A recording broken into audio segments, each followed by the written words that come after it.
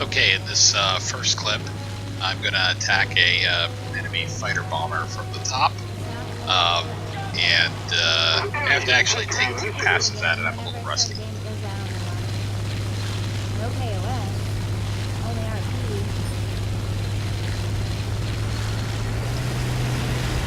Part of it is just getting used again to the controls. Here I have to dodge a little fire from his tail gun. Get a couple of good hits on him, and I actually blow a piece of his wing off, a piece of his rudder off, I believe, or a wing flap.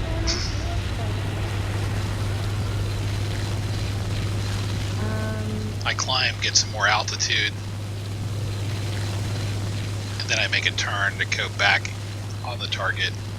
I wait for him to make his move. Surprisingly, he didn't run too much. I'm noticing he's just going back for ground targets. I went ahead and dove in. As he sees me come in here, he turns and get a critical shot.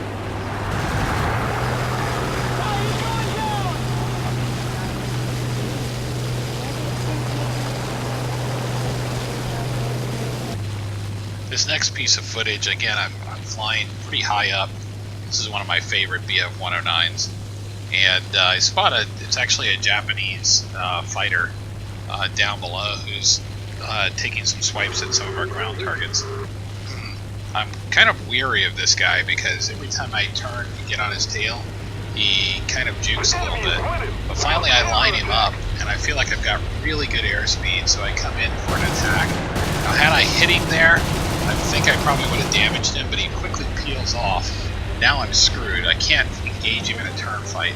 So I quickly turn my plane, try to figure out where he is, and dodge a few shots as I get raced back up to the higher altitude, leaving him in the dust.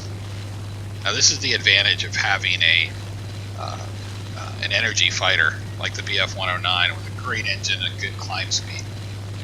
He can beat me on a turn, but I can beat him by outpacing him. Now, I decide to leave him alone because I think he's actually playing possum. I think he's trying to goat people into attacking him, and I realize he's a pretty wily target. So I'm just going to let him go ahead and do his thing and look for some more targets of opportunity.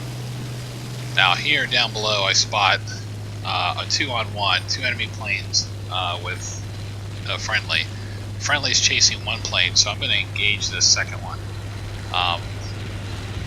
This is actually a perfect example of energy fighter coming in for a kill. So I get one kill here. Unfortunately, I don't save my my fellow companion, but I do line up my second shot immediately. I've got great speed, airspeed. He tries to turn out, but it's too late, and I pick off 2 in a row.